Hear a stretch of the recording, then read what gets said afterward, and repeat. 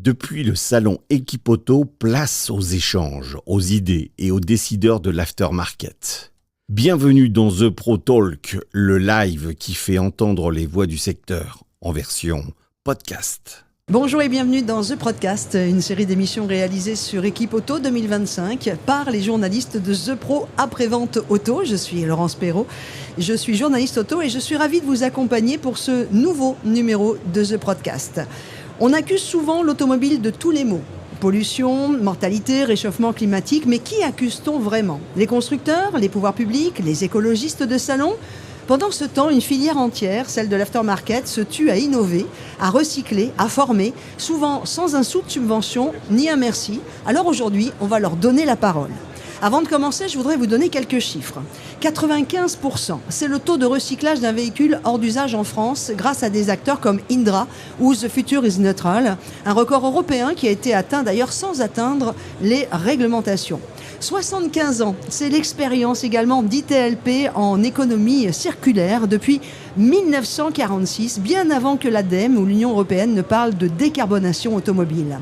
1,5 million, c'est le nombre de véhicules recyclés chaque année en France par des réseaux comme celui de Florence Bailleul, qui est l'une de nos invitées. Pourtant, on entend surtout parler des 500 000 véhicules qui disparaissent dans la nature. Alors, on va en parler aujourd'hui avec plusieurs questions, mais surtout, on va inverser le procès. Pourquoi l'aftermarket qui recycle, répare et innove depuis des décennies est-il toujours considéré comme un problème et jamais comme la solution ?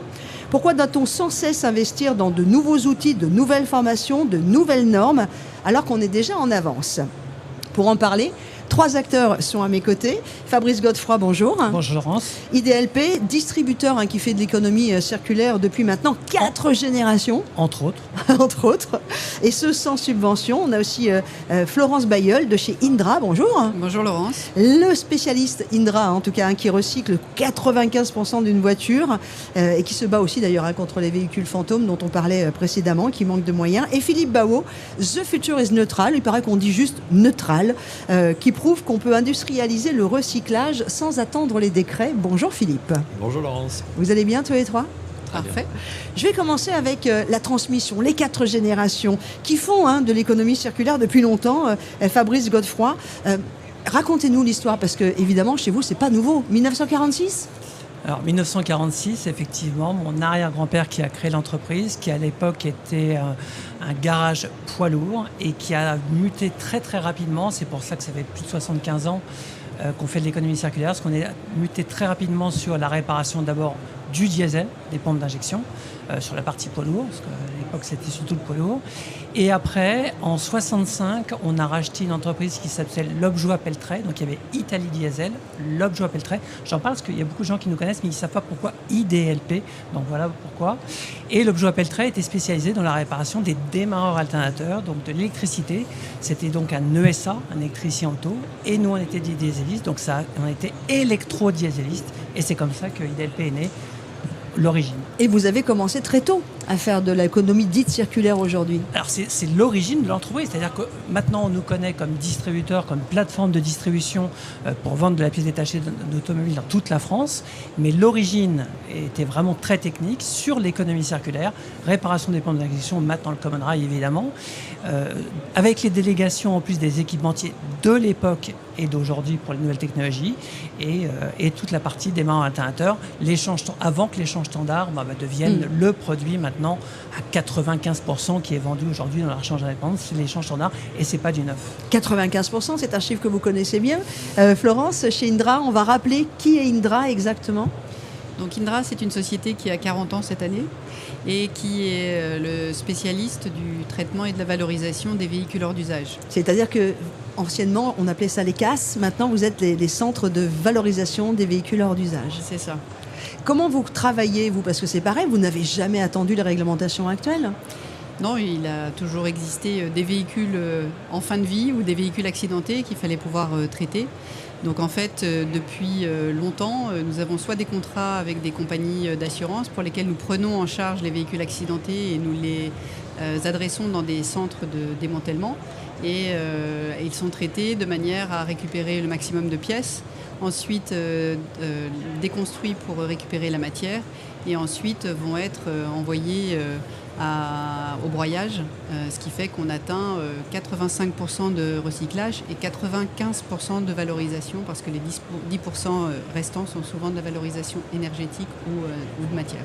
Philippe Bawo, parlez-nous de The Neutral. Vous m'avez dit, dites simplement Neutral, Laurence, mais c'est The Future is Neutral. Oui, en fait, c'est The Future is Neutral, on va appeler ça Neutral. Et puis moi, je m'appelle Jean-Philippe. J'ai oublié le genre devant. On va mettre un genre devant et on va enlever The Future is dans le nom de Neutral, c'est pas grave. On va tout mettre. Neutral, c'est très simple. Notre activité principale, c'est le recyclage automobile dans toute sa largeur. Donc concrètement, qu'est-ce qu'on fait ? On va aller collecter des véhicules en fin de vie avec notre champion Indra qui est aujourd'hui avec nous.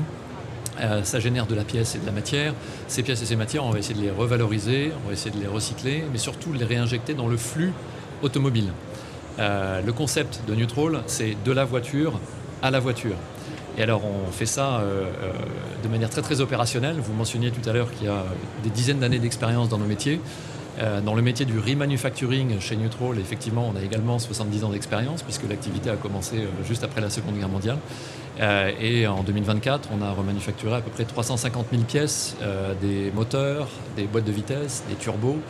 Donc ça, c'est une des activités de Neutral. La deuxième, c'est le démantèlement automobile qui vient d'être présenté par Florence. Et puis le troisième, c'est une activité de valorisation et de recyclage des aciers, des matières que l'on opère avec Gaia, qui est une troisième entreprise de Neutral. Donc voilà, c'est une solution à l'échelle qui sert l'ensemble de l'industrie. C'est-à-dire que nous avons aujourd'hui plusieurs clients constructeurs. On ne s'adresse pas à un seul constructeur, mais à l'ensemble de l'industrie. Et notre objectif, c'est de marier compétitivité, souveraineté et réglementation environnementale. Je voudrais revenir avec vous également, vous êtes distributeur, Fabrice Godefroy. Là, on est aussi sur une autre réalité, c'est ce parc automobile qui vieillit. Comment vous, les trois acteurs que j'ai autour de cette table, et vous en particulier en tant que distributeur IDLP, vous pouvez amener ce côté bon sens du remanufacturing, de l'économie circulaire, et comment vous le faites au quotidien ? De toute façon, aujourd'hui, effectivement, le parc est en train de vieillir. On est à 11 ans et demi, pratiquement à 12 ans en moyenne. Le parc vieillit de 3 mois tous les ans depuis 2019, parce qu'on vend de moins en moins de voitures neuves. On en vendait 2,2 millions jusqu'en 2019. Aujourd'hui, on est plutôt à 1,6 million, 1,7 million. Donc forcément, ça, c'est la réalité du terrain. Et donc, c'est des véhicules qui ont besoin d'être entretenus. Et donc entretenus avec, compte tenu du pouvoir d'achat, avec des pièces qui peuvent être à la fois efficaces et à des coûts moindres. Et donc l'économie circulaire a non seulement ce sens écologique et économique. C'est l'intérêt effectivement de la pièce de l'économie circulaire dans la situation d'aujourd'hui. Est-ce que tous les trois, je vais vous poser la question ensemble, avec toute cette tendance à l'écologie qui peut être très punitive, autant au niveau des particuliers que peut-être vous au niveau professionnel, vous ressentez ce poids encore plus aujourd'hui, Florence ? Tout du moins les injonctions, les nouvelles réglementations. Je ne sais pas si on peut dire qu'on les ressent de manière négative. Effectivement, c'est en train de transformer l'économie, mais c'est un mouvement qui est déjà engagé depuis assez longtemps. Déjà en 2017 est apparue l'obligation pour les réparateurs de proposer une alternative à la pièce neuve avec des pièces issues de l'économie circulaire, et ça fait énormément progresser.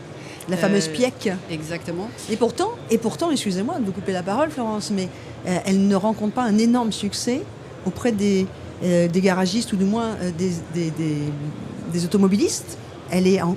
On n'est pas encore à 20%. On n'est pas encore à 20%, mais 20% est peut-être un peu haut. C'est vrai que c'est un référent américain, mais sur un parc qui n'a rien à voir, qui est beaucoup plus standard, donc il y a beaucoup plus de facilité à trouver des pièces. N'empêche qu'on est à 5%, qu'on estime qu'on va pouvoir aller à 10%, et aujourd'hui on voit une demande et une traction énorme pour ces produits, et on voit une capacité des centres, soit à travers des investissements, soit à travers des efforts d'industrialisation, à offrir de plus en plus de pièces. Donc c'est en forte progression, et c'est une vraie alternative à la fois écologique mais également économique pour de nombreux consommateurs et réparateurs. Le distributeur que vous êtes s'en rend compte au quotidien ou non, ça freine encore ? Alors effectivement, si on le regarde dans sa globalité, c'est-à-dire les centres VHU ou les champs standards qui font partie de l'économie circulaire, on arrive à ces chiffres-là. Mais par contre, quand on prend rien que les démarreurs alternateurs, j'en parlais, aujourd'hui, un distributeur, 95% de ce qu'il vend, c'est des démarreurs alternateurs échange standard. Le neuf, on le vend que sur des gammes très rares et donc effectivement qui n'existent pas en échange standard. Mais le gros des ventes depuis maintenant 25 ans, 30 ans, c'est l'échange standard qui a pris la place. Et pareil pour le common rail, les injecteurs common rail, c'est ou de l'échange standard ou de l'échange réparation, principalement qui est vendu dans la vente, dans la prévente. Donc voilà, oui, non, il y a des secteurs où véritablement c'est plus qu'ancré. Mais c'est vrai que l'échange standard a un avantage, c'est que souvent il y a un catalogue de l'équipementier avec une recherche plus facile, alors que souvent le garagiste sur la pièce de l'économie circulaire dans les centres VHU, il faut qu'il aille chercher la pièce, mais tout ça est en train de s'organiser avec des sites internet qui sont très bien faits par les acteurs, mais c'est sûr que l'avance de l'échange standard avec les catalogues des équipementiers, ça c'est depuis tellement d'années que c'est déjà à maturité. Jean-Philippe, pour Neutrol, vous visez 90% de la chaîne de valeur en économie circulaire d'ici 2030. Est-ce que c'est vraiment réaliste ou est-ce que c'est pas juste du marketing ? Ah non, c'est loin d'être du marketing. Nous, on est des industriels, donc on a des roadmaps et on essaie de s'y tenir le plus possible. Vous le mentionniez tout à l'heure, la profession est en train de se transformer, motivée par de la réglementation, mais aussi des initiatives d'industriels qui ont pris déjà des initiatives il y a très longtemps.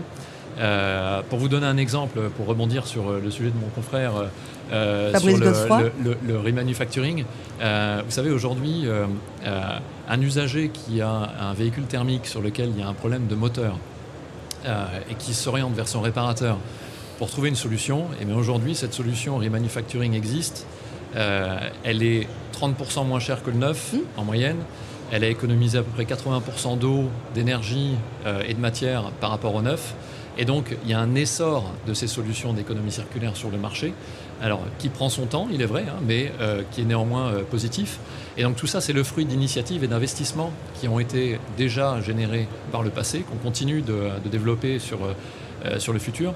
Et donc, les 90% de couverture d'économie circulaire que nous visons, c'est vraiment ça, c'est-à-dire démocratiser cette pratique que je viens d'illustrer avec le remanufacturing à d'autres activités, mais sur du recyclage d'acier, de cuivre, de plastique, de palladium, de rhodium, de platine, d'aluminium.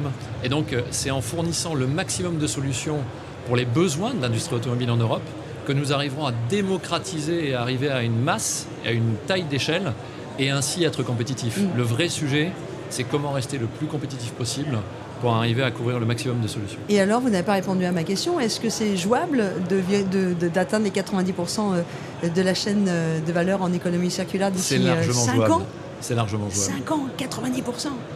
Mais en fait, la chaîne de valeur d'économie circulaire, elle va de recyclage de matière jusqu'à la fourniture de solutions pour des véhicules qui roulent, jusqu'au traitement des véhicules en fin de vie, en passant par le traitement des batteries en fin de vie, et enfin le recyclage des matières issues des véhicules et des batteries. Le vrai challenge qu'on a devant nous pendant les 5 prochaines années, qui n'est pas un challenge neutral, mais qui est un challenge de l'industrie européenne, c'est le recyclage de la batterie pour qu'elle puisse avoir lieu sur le sol en Europe. Vous parlez de batterie pour les véhicules électriques. Véhicules électriques, absolument.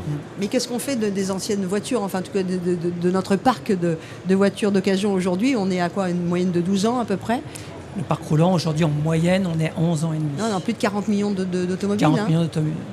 C'est un gisement fabuleux, un parc de 40 millions d'automobiles. Mais oui, mais ça veut dire aussi des investissements pour les centres. Ça veut dire une manne financière à avoir pour pouvoir suivre ce changement. Florence, pour Indra.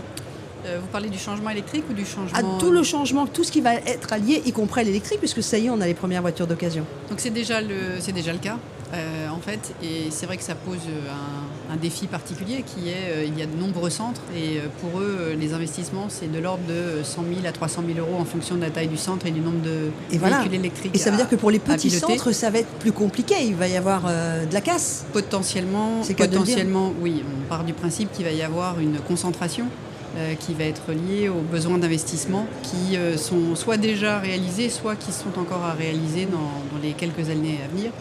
Après, le sujet de la transformation, c'est vraiment industrialisation et digitalisation pour pouvoir offrir ces produits, que ce soit des pièces, que ce soit des produits pour la rénovation ou de la matière, de manière optimisée complète et de rendre accessibles ces pièces pour augmenter la valeur dans les centres. Donc nous, notre credo, c'est vraiment de donner tous les outils aux centres qui leur permettent d'extraire le maximum de valeur et donc de pouvoir continuer à vivre et à investir et à travailler sur le fond de la transformation de cette industrie. On sait à peu près combien on a de centres VHU en France aujourd'hui ? 1700. 1700. Combien, selon vous, auront malheureusement à mettre peut-être la clé sous la porte parce qu'ils ne pourront pas suivre en pourcentage? C'est très difficile. Les plus petits. C'est très difficile à dire. On dit qu'aujourd'hui, il y en a 800 à 900 qui sont à même de rentrer dans les critères de ce qui est demandé par le marché, à savoir les systèmes individuels, la nouvelle responsabilité élargie du producteur, les attentes des assureurs. Et donc, à terme, ça pourrait être moins. Quel bon sujet vous venez d'apporter, les assureurs. Parce que comment ils vont fonctionner pour mettre en valeur aussi cette fameuse PIEC? Est-ce qu'ils continueront par rapport ne serait-ce qu'aux professionnels? C'est-à-dire que est-ce qu'ils vont moins la payer pour le carrossier qui va prendre une PIEC? Vous voyez, il y a aussi un système économique assureur-réparateur. Alors aujourd'hui, ils sont déjà très très investis. Je pense qu'on voit en général qu'il y a entre 15 et 17% des réparations dans lesquelles intervient une pièce issue de l'économie circulaire. Donc c'est vraiment un point de focal très important pour les assureurs. Et ils vont jusqu'à investir dans des solutions qui permettent de mettre à disposition le maximum de pièces et d'encourager, ou en tout cas de donner à leur réseau de réparateurs tous les éléments qui leur permettent d'y avoir accès de manière facile, identifiable et optimale. Donc ils sont totalement investis et totalement engagés dans ce développement. Avez-vous entendu parler de la loi AGEC? Eh oui, un peu. On peut la décrire? La loi AGEC, c'est le principe qui vise à donner la responsabilité aux constructeurs d'organiser un système de collecte des véhicules en fin de vie. Et qui a été la loi AGEC qui a été promulguée en 2020 et dont le décret d'application est entré en vigueur fin 2023. Et qui a vu la plupart des constructeurs se constituer système individuel, c'est-à-dire mettre en place leur propre système, faisant appel à des prestataires comme Indra, pour organiser la collecte de leurs véhicules hors d'usage sur la totalité du territoire. Notre rôle en fait partie, on travaille beaucoup avec l'AGEC. Vous êtes, oui, comme le dit Florence, puisque je crois que Florence et moi travaillons main dans la main depuis longtemps maintenant sur ce sujet, mais effectivement, la loi AGEC, c'est la collecte des véhicules en fin de vie. Depuis le 18 août 2025, il y a aussi une obligation pour les constructeurs automobiles de collecter et de traiter, en tout cas de prendre soin de leurs batteries en fin de vie. Donc on a actuellement un dossier qui est en cours de validation de manière à obtenir l'agrément système individuel pour la collecte des batteries d'un constructeur. Donc tout ça s'organise, mais derrière ce rideau, en fait, il y a la coordination de beaucoup d'acteurs de la chaîne de valeur, puisqu'il faut aller collecter. Donc pour collecter, il faut aller chercher les voitures ou les batteries là où elles se trouvent, dans les centres véhicules en usage en partie. Il faut des logisticiens. Ensuite, il va falloir, pour le cas des batteries de véhicules électriques, décharger, démanteler, puis broyer la batterie, faire de la black mass. Cette black mass, il faut la raffiner. Aujourd'hui, c'est majoritairement fait en Asie, de telle sorte que le cobalt, nickel, lithium qui en ressort puisse être réintroduit au grade batterie. Donc si vous voulez, c'est toute cette filière qui est en train de se structurer, qui fait appel à de nombreux acteurs. Et puis la réglementation, elle est là finalement pour donner un cap et une deadline, une date, et ça permet à tous de ramer dans le même sens.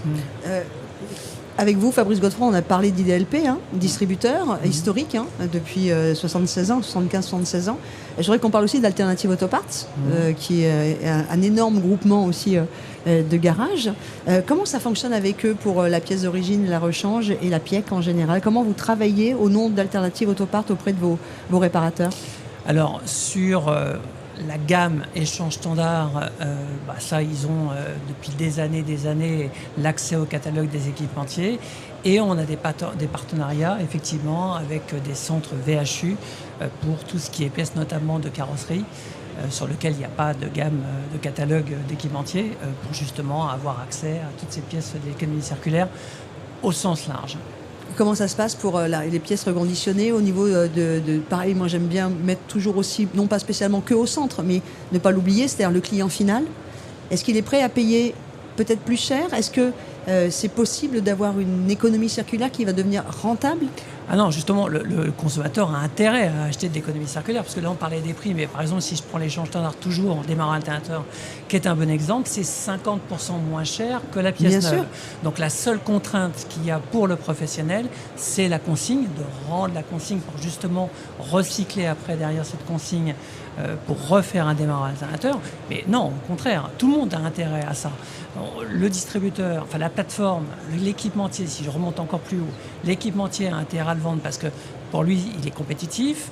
La plateforme, le distributeur, aussi la même chose, est compétitif par rapport à la concurrence qui est assez importante si on prend justement le démarrage alternateur.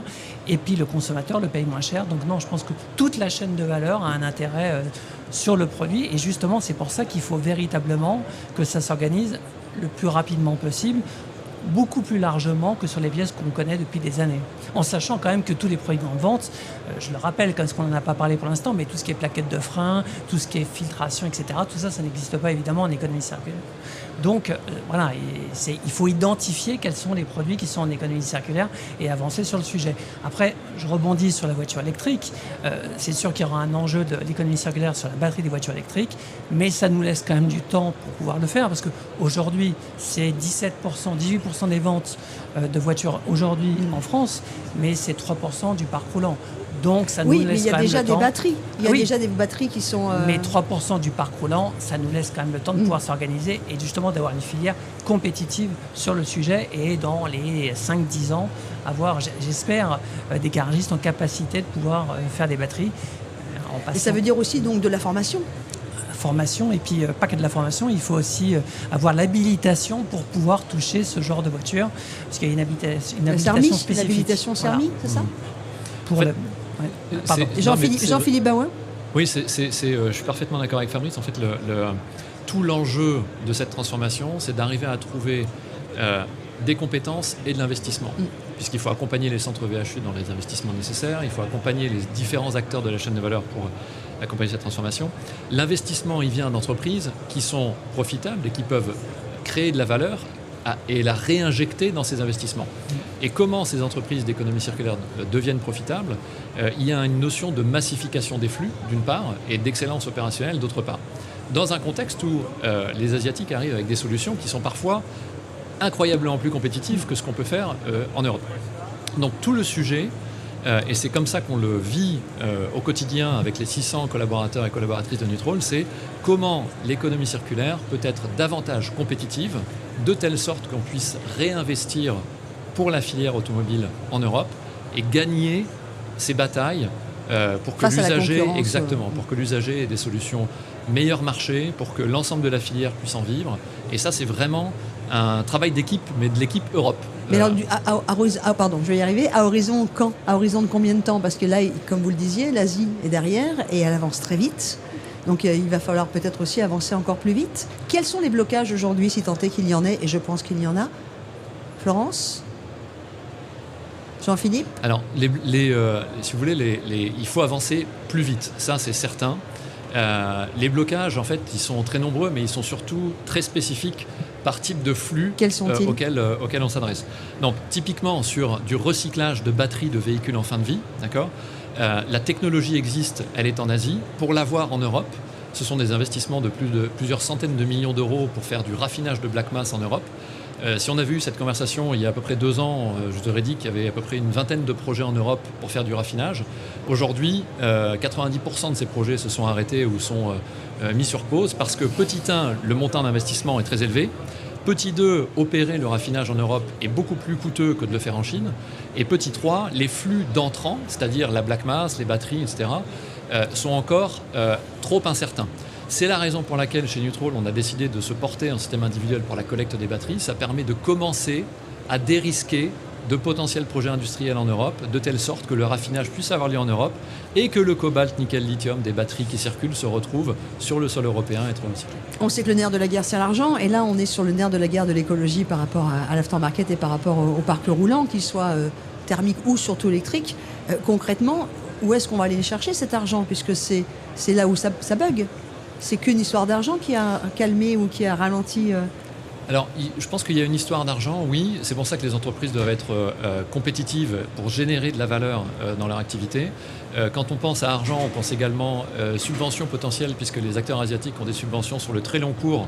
Et on le mesure aujourd'hui. Exactement. Les gigafactories en Asie sont quand même subventionnés sur le très long cours et on n'a pas cette chance ou en tout cas cette volonté de le faire aujourd'hui en Europe. Donc il y a un jeu, en tout cas des règles du jeu qui ne sont pas nécessairement identiques entre les différentes plaques géographiques. Donc je pense qu'il ne faut pas attendre le salut qui vienne d'une couche supérieure. Il faut arriver à se prendre en main localement et arriver à générer... Oui. De créer une chaîne. Absolument. Florence ? Oui, et en fait, le sujet, c'est qu'aujourd'hui, il n'y a pas de masse critique. Fabrice le disait, le parc est assez faible, le parc électrique. Donc, les entrées dans des centres, par exemple, c'est de l'ordre de 1,5% pour des véhicules... Pour les centres VHU. Pour des centres VHU. Donc, aujourd'hui, le sujet, c'est quand même aussi la masse critique et l'accès au gisement. Donc, c'est des sujets qui vont prendre du temps, qui vont se construire petit à petit. Donc, aujourd'hui, ce qu'on fait avec les centres, c'est qu'ils sont formés, habilités, qu'ils mettent en place les dispositions qui leur permettent de sécuriser leurs opérations, puisqu'on reste quand même sur un produit relativement dangereux, et qu'ils soient capables de diagnostiquer l'état de la batterie pour pouvoir orienter les batteries vers les bonnes destinations. Mais ensuite, pour arriver à une filière et à un système individuel pour un constructeur ou pour les éco-organismes, il va falloir aller collecter les batteries là où elles se trouvent, et elles se trouvent en majorité chez les réparateurs pour commencer. Donc en fait, nous, cette filière, on l'organise petit à petit, mais elle va prendre du temps pour se mettre en place. Fabrice Godefroy ? Moi, j'ai l'impression que l'économie circulaire sur la batterie sera vraiment la solution, alors pas principale en Europe, parce que on essaie de s'organiser avec des gigafactories pour la fabrication industrielle, mais on voit que c'est pas un long fleuve tranquille. Je ne vais pas citer tout le monde, mais quand on prend par exemple les mésaventures de Northvolt, par exemple. On explique ? Il y a eu un dépôt de bilan sur Northvolt qui faisait partie des gigafactories qui devaient concurrencer les Chinois. Il y a d'autres, je ne vais pas citer des noms, mais on sent que ce n'est pas facile en Europe de pouvoir développer la batterie de la voiture électrique. Ce qui est normal, parce que les Chinois déjà ont de l'avance, ont toute la chaîne de valeur d'extraction des matières premières, du lithium, du cobalt, du nickel, du graphite. Ils ont toute la chaîne de valeur dans l'extraction, dans le raffinage que l'on ne fait pas, dans la fabrication, ils sont archi-leaders, que ce soit les Chinois et les Coréens, c'est 90% des batteries fabriquées. Vous avez rien que CATL, à lui tout seul, il doit avoir 37 ou 38 de parts de marché. Vous avez BYD qui est à la fois équipementier sur les batteries et constructeur. Enfin bref, la bataille va être très très dure pour l'Europe. Et là, vous parlez de l'industrie, c'est-à-dire de la fabrication de la batterie. Donc je pense que le train va être difficile à monter dedans pour l'Europe. Oui, mais du coup, là, Et donc, sur l'économie circulaire, c'est là où peut-être qu'il y aura véritablement une occasion pour l'Europe de se positionner pour justement prendre ce marché. Mais du coup, il ne faut pas attendre. Parce que je pense que les Chinois, eux, auront plus envie de faire de l'industrie neuve que de l'économie circulaire. Donc là, il y a vraiment un enjeu. Du coup, Fabrice et ce que j'imagine. Et Jean-Philippe Aoul, comme Florence le disait, c'est compliqué parce qu'il n'y a que 1% de batteries qui rentrent dans les VHU ou 1,5% de véhicules. Et a priori, c'est long. Donc comment, aujourd'hui, en Europe, et peut-être en France d'ailleurs, qui est quand même le créateur de la voiture, donc peut-être qu'ils peuvent prendre un peu le cheval de bataille, comment est-ce qu'on peut fédérer toute cette filière, mais là, en urgence pratiquement, j'ai presque envie de dire urgemment. Oui, absolument. Et donc, pour rebondir sur ce que disait Fabrice, on a une chance en Europe, c'est d'avoir déjà mis sur le marché depuis assez longtemps, avec des véhicules comme la Zoé ou comme la Leaf, des véhicules électriques, et donc il y a des batteries qui tournent. Vous mentionnez tout à l'heure, 3% du parc est électrique. Ça veut dire qu'aujourd'hui, dans nos rues, des batteries de type NMC, qui est une certaine chimie, sont en train de rouler. Pour certaines, vont arriver en fin de vie, pour d'autres, sont accidentées. Donc il y a un gisement en Europe, sur le périmètre géographique européen, de batteries. Premier point. Deuxième point, dans chacune de ces batteries, il est possible, avec les technologies qu'on a aujourd'hui, de sortir à peu près 95% du cobalt nickel lithium pour en refaire du cobalt nickel lithium qui est utilisable dans la production de nouveau. Donc, si l'ensemble de la chaîne de transformation, depuis la collecte jusque le raffinage, peut avoir lieu en Europe, on aura développé non pas que la collecte, démantèlement, broyage, mais également le raffinage, et créer une source locale de cobalt nickel lithium qui peut être réintroduite. Et là, on aura gagné. Moi, j'ai une question par contre. Et quel est le pourcentage qu'on arrive à récupérer en matière première sur une batterie? Eh bien, en fait, au rendement près de l'usine qui va broyer et raffiner, on peut récupérer l'ensemble du cobalt, nickel, lithium qu'il y a dans une batterie. À 100%. Donc ça veut dire qu'une batterie, si elle est bien recyclée, elle peut avoir 3, Plusieurs 4, vies. 5, 6 vies Et de 15, 20 ans. Et y compris pas spécialement dans les véhicules dits de la mobilité. Ça peut être aussi des Absolument. batteries, enfin ça peut être de la mobilité des vélos, ça peut être des batteries qui vont servir à autre chose, et pas spécialement que de la voiture ou des camions ou des choses comme ça. Je voudrais que vous réagissiez, Florence, parce que Donc en France, on n'a pas de lithium, mais par contre, on a on le a toujours recyclage. des idées d'ailleurs, hein. On n'a toujours ni pétrole ni lithium, mais on reste On a le avec des recyclage. idées. Voilà. Ça, c'est important ce qui est en train de se dire ici pour The Podcast, en direct en plus du salon Équipe Auto. Et ce salon sur lequel il y a un village de l'économie circulaire, donc on sent bien que ça bouge. Mais concrètement, il va falloir faire comment, par exemple, vous, quand vous récupérez les batteries, est-ce que ça y est, la chaîne est mise en place? Elle est en train de se mettre en Elle est place. en train de se mettre Donc, en place. Il y a certains flux qui fonctionnent bien, il y en a certains qui sont en pleine construction. Et ça va être vraiment poussé par la REP batterie dont Jean-Philippe parlait tout à l'heure, puisque aujourd'hui l'obligation existe et que les structures sont en train de se mettre en place. Donc on est parti, ça y est. Donc là, on est parti, tant mieux, hein, j'espère que ça va marcher, mais on va quand même séparer en deux le sujet. Il y a les thermiques, qui sont quand même le plus grand du marché, hein, Oui. 40 millions d'automobiles, il y a une moyenne d'âge du parc d'à peu près 12 ans. Il y a quand même des choses à faire encore aujourd'hui? Ou est-ce que pour ça, vous trouvez que c'est très bien parti? Ou est-ce qu'il y a encore des solutions à mettre en place? Il y a de nombreuses solutions à mettre en place et notamment d'extraire plus et mieux. Donc plus de pièces et de meilleure qualité, de pouvoir les rendre disponibles et accessibles à l'ensemble des consommateurs et de continuer à la mettre en avant auprès des réparateurs pour qu'ils soient en confiance et qu'ils puissent les utiliser de manière beaucoup plus systématique. C'est quand même 40 à 70% moins cher qu'une pièce neuve et donc c'est une énorme alternative économique et écologique pour la réparation. Avec des qualités identiques enfin, peut-être pas aussi, il y a des qualités identiques aux pièces neuves. Alors moi, je vais parler de ce que je connais le plus, c'est-à-dire Fabrice la Godefroy, partie IDLP. échange standard ou échange réparation, mais l'échange standard, de toute façon, est garanti 2 ans au même titre qu'une pièce neuve. Je pense que pour les centres VHU, je crois que c'est la même chose, après la garantie. Donc, il n'y a pas de différence. C'est reconditionné pratiquement à l'identique. De toute façon, c'est par rapport au cahier des charges de l'équipementier. Donc la pièce est au même titre que... Puis en plus, surtout que l'échange standard ou l'économie circulaire est utilisé sur des véhicules de plus de 7 ans, plus de 10 ans. Donc évidemment, on cherche à la fois une économie et une écologie et pas forcément les pièces neuves. Et ça rapporte. Ça rapporte à tout le monde, oui. Voilà, non mais c'est important, je veux dire, bien sûr, on parle bien sûr. vrai, quoi. C'est vrai que ça rapporte. De toute façon, le consommateur a un intérêt évident. Mais pas C'est que pour le sûr. consommateur, pour les professionnels Oui, aussi. c'est ça. bien sûr. La pièce issue du remanufacturing, c'est une excellente nouvelle pour l'usager, une sûr. excellente nouvelle pour Pour les le partenaires industriels et une excellente nouvelle pour l'environnement. Donc tout le monde a y gagné. Et les pièces qui sortent de chez The Remakers, qui est l'atelier de remanufacturing de Neutral, sont garanties comme le neuf. Elles sont même testées unitairement sur des bancs de test, alors que la fabrication de pièces neuves est plutôt sur des campagnes de qualité fréquentielle, c'est-à-dire que chaque pièce n'est pas testée. Là, on a des moteurs qui sont testés unitairement et je peux vous garantir que les moteurs sont excellents. Alors, question qui va peut-être vous déranger, mais c'est pas grave, j'y vais. Enfin, pas vous personnellement, hein, c'est pas vous qui allez être acteur de ce que je vais dire, mais on a une baisse des voitures neuves aujourd'hui en France en termes d'achat du véhicule neuf. Pourquoi on ne peut pas imaginer, alors qu'on remanufacture à tout va, et c'est très bien avec la PIEC, la fameuse pièce de remanufacturing, pourquoi est-ce qu'on ne pourrait pas imaginer que dans les futures voitures neuves que les constructeurs vont proposer, on retrouve de la PIEC? Possible ou pas possible? Je vois Jean-Philippe qui me regarde avec un grand sourire, il doit se dire, elle est un peu blonde. Non, c'est une excellente idée. Bah Nous, oui, on évidemment. aimerait bien, je vais vous dire, on a même commencé à mettre des pièces remanufacturing dans les pièces des véhicules qui sont encore sous garantie constructeur.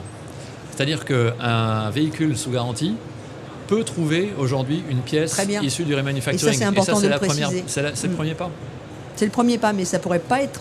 Messieurs de chez Stellantis, Renault, Jeep, non? Je pense qu'il y a une évolution très rapide quand même sur les véhicules, on le voit, c'est extrêmement rapide. Et donc toutes les nouvelles pièces qui arrivent, au départ, sont fabriquées évidemment par l'équipementier. Et pour qu'elles arrivent derrière au niveau de l'économie circulaire, il faut un petit peu de temps. Donc sur tous les nouveaux modèles, souvent, moi je me rappelle avant on avait un démarreur pour 10 ou 15 ou 30 modèles. Maintenant on a pratiquement un démarreur pour un modèle ou une pièce pour un modèle.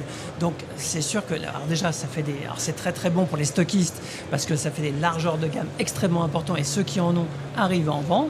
C'est l'atout d'IDLP, c'est d'avoir des stocks larges. Mais c'est sûr que derrière, évidemment, ça complexifie si on veut l'avoir en première monte. Et si on regarde le marché disponible, il y a 1 million de véhicules qui sont déconstruits par an, dont 200 000 qui sont plutôt des véhicules accidentés. Donc sur lesquels... Oui, mais il y a une partie qu'on peut récupérer. Ouais. Donc, oui, mais il y a 1 million de véhicules, dont 200 000 sur des véhicules accidentés. Donc il y a une partie qui n'est pas disponible sur les véhicules accidentés. Vous êtes sur des typologies de véhicules qui sont très variées pour éventuellement alimenter une production de véhicules neufs de l'ordre de 1,4 million. Donc déjà, il y a une certaine dichotomie. Et ensuite, vous avez une telle différence d'un véhicule à un autre qu'effectivement, je ne suis pas sûre que le modèle existe pour l'instant et ça nous priverait en réparation de toutes ces pièces qui offrent des alternatives. Non, mais qui sont extrêmement importantes parce qu'en fait, elles permettent de prolonger la vie de véhicules d'occasion, d'offrir des véhicules à petit prix parce que les véhicules d'occasion ont explosé en termes de consommation depuis 5 ans. Et aujourd'hui, les véhicules d'occasion de plus de 15 ans ont toujours la cote.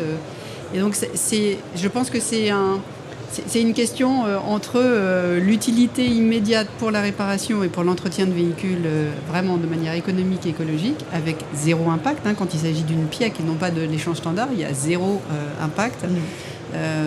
Donc je pense qu'elles ont toute leur place aujourd'hui dans la réparation avant même de retourner dans la production. Vous venez de nous le prouver en tout cas pour ce sujet, pour The Podcast, pour vous qui avez les solutions pour continuer à faire vivre cette filière. Fini l'écologie punitive, en tout cas c'est pas comme ça que vous le vivez. Je vais vous demander à chacun, on va commencer par vous Fabrice Godefroy, le mot de la fin, la phrase pour vous, aujourd'hui comment vous voyez l'avenir de cette écologie ou tout du moins de ces remanufacturing, de cette économie circulaire. En un mot. Non, allez, une phrase, parce que c'est vous, parce que je vous connais. Non, je pense qu'aujourd'hui, on est dans un monde où, effectivement, toute la journée, on est critiqué, l'industrie automobile. L'automobile est presque devenu un gros mot. D'ailleurs, voilà, c'est la première fois que je tape sur la table, parce que tout de suite, Et ça, c'est insupportable, parce que je pense qu'il n'y a pas une filière, que ce soit au niveau industriel ou que ce soit au niveau de l'après-vente, qui a une évolution aussi rapide que l'automobile. Donc, c'est vrai que aujourd'hui, il faudrait laisser un peu plus d'espace à toute l'industrie et à tous les secteurs, tous les services de l'automobile qui ont des progressions extrêmement rapides avec des normes qui évoluent tellement rapidement qu'il faut véritablement se positionner. Et puis, des financements pour aider Jean-Philippe Baot de chez Neutrol ? Oui, nous, on est mobilisés sur 3 sujets qui sont vraiment notre cheval de bataille. Premièrement, la compétitivité. Deuxièmement, la souveraineté de l'industrie automobile en Europe pour continuer de vivre cette passion automobile, cet objet de mobilité et continuer aussi à innover et à générer de l'emploi. Et enfin, troisièmement, les préoccupations environnementales. Ce sont nos 3 phares chez Neutrol et on est plutôt dans le concret. On verra bien les injonctions plus tard. Et puis sur le remanufacturing, en tout cas, l'origine, ce sont les VHU. Le mot de la fin, Florence Bailleul ? J'ai envie de dire pour que Indra. ça fait Indra, depuis 40 ans, transforme des véhicules hors d'usage en ressources. Et donc, nous allons continuer à faire mieux et à faire sens. J'aime beaucoup ce mot, ressources. En tout cas, vous prouvez tous les 3 qu'on peut continuer d'aller plus haut, d'aller plus loin et de faire attention aussi à notre planète avec nos voitures, en les recyclant, mais pas seulement. Merci à vous 3, Jean-Philippe Baot de Neutrol. Oh, je l'ai bien dit à la fin. Ouais, super. Fabrice Godefroy, IDLP et Alternative Autoparts. Merci beaucoup, Laurence. Et Florence Bailleul pour Indra. Merci, Laurence. De vous être arrêté au micro de The Podcast. Dans quelques instants, il y aura d'autres rendez-vous à venir. Je vous souhaite à tous une très belle journée. C'était The Pro Talk, le nouveau format live de The Pro en direct du salon Équipe Auto, en version podcast.